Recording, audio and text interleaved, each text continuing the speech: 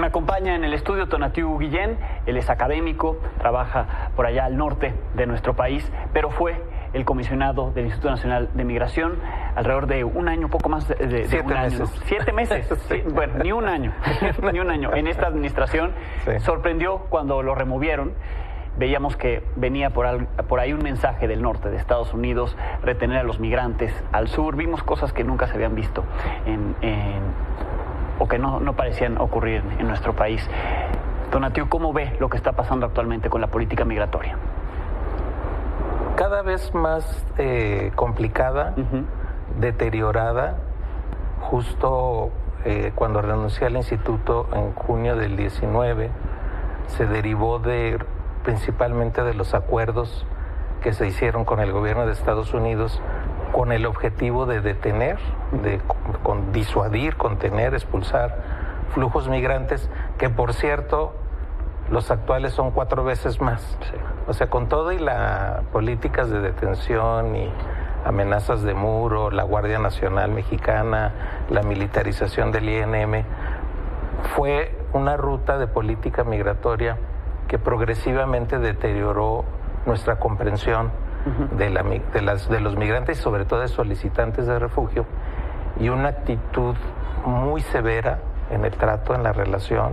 Hay muchos ejemplos de ello, pero también, sobre todo, la tragedia en Ciudad Juárez, pues la describe por completo en el extremo. Por eso el concepto que creo que ilustra es un fondo en el deterioro que nos obliga por lo menos a hacer una autocrítica y a pensar y trazar alternativas de una política que respete derechos humanos, que procure estos derechos y que proteja sobre todo a la población que es solicitante de refugio y que tiene este perfil y que es la mayoría. Sí. Se está por cumplir un mes de esa tragedia en Ciudad Juárez. Hay ya una investigación, hay procesos en curso, pero no ha habido un gran anuncio de cambio. ¿Qué se tendría que cambiar? ¿Cuál es el diagnóstico que usted tiene de lo que vio en ese entonces, entre el 2018 y el 2019, a lo que ahora se tendría que hacer? Han cambiado mucho las cosas.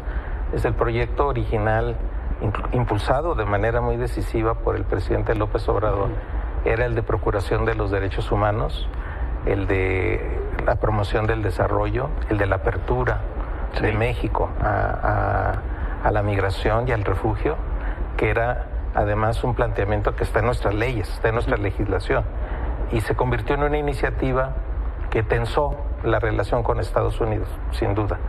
Ahora, justo sobre esa base y sobre esta, en general, militarización y endurecimiento, cabrían 2 rutas alternativas, 2 centrales. Una, desandar la militarización. Sé que esto es muy complicado, pero hay necesidad de desandar. Bueno, hoy la Corte le dio una ayudadita. Hoy la Corte le dio una ayudada, hay que desandar esa militarización. Y paso 2, también muy importante, es asumir con toda claridad que las poblaciones que están ahora en tránsito en México son predominantemente solicitantes de refugio. Este es un perfil que no le hemos puesto el suficiente peso y seguimos pensando en que se trata de la movilidad laboral. O que solo quieren llegar a Estados Unidos. O que solo quieren llegar por Estados Unidos por razones económicas o de ingresos legítimos también. Pero en realidad lo que estamos viendo son poblaciones que huyen de sus lugares de origen.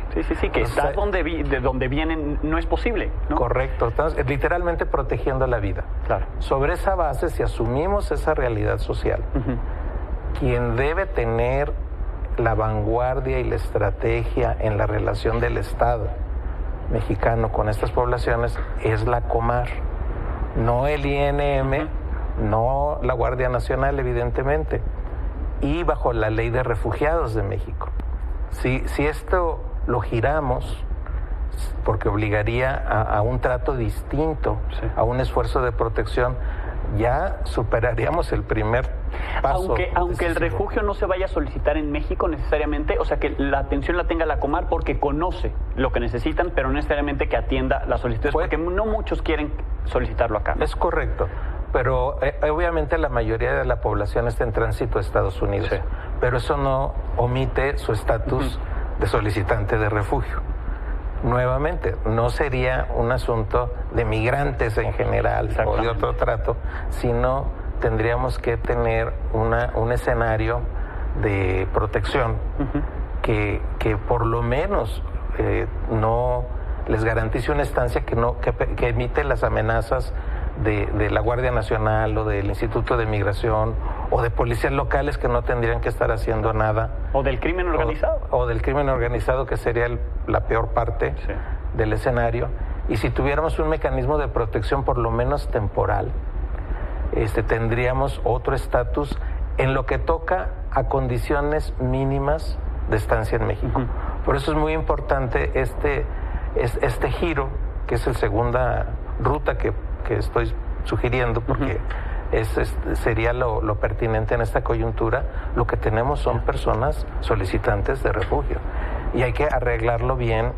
Me refiero a un acuerdo político de alto nivel con Estados Unidos e incluso con Canadá, porque no es un tema que resuelva México solito, ni Estados Unidos solito, ni ningún otro país es de solito. La región completa. Es una región, entonces necesitamos avanzar hacia un esquema regional mayor. Pero por lo pronto, en lo que nos toca, dar el cambio en la visión y en el trato. ¿Esto significa desaparecer el Instituto Nacional de Migración como se ha planteado, o darle distintas facultades, o unir migración con Comar? ¿Cómo se podría dar? No implica desaparecer al instituto. Obviamente no omite que hay que reformarlo, modernizarlo y corregirlo radicalmente. ¿Y eso implica el titular no puede seguir ahí?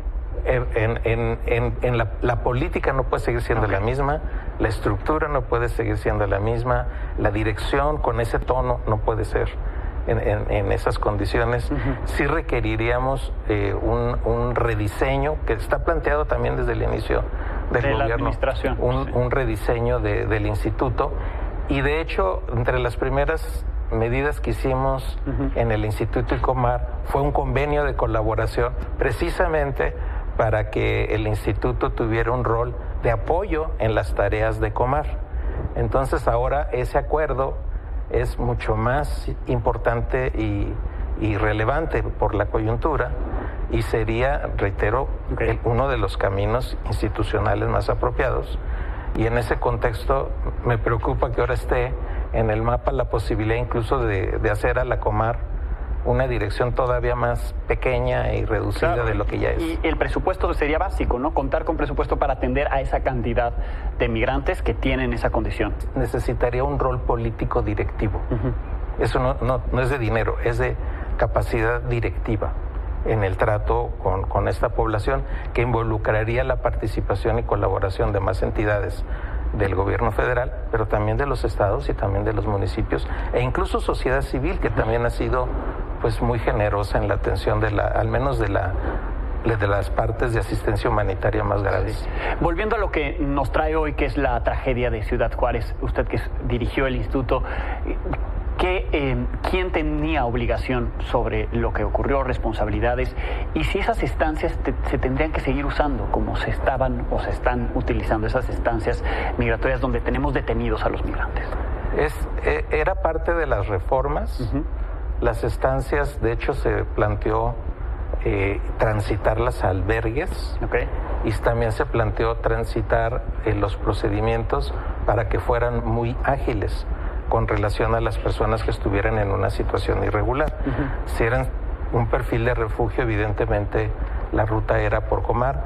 Si era un perfil de que se le venció su estancia en México, su permiso de visita a México de una persona, pues ver las posibilidades de ratificación. Claro, es mucho más ágil, ¿no? Cada escenario tiene su ruta, y hay también situaciones en donde evidentemente las personas tendrían el proceso vía aprobación de sus consulados de repatriación, o sea, no es autoritario en sí.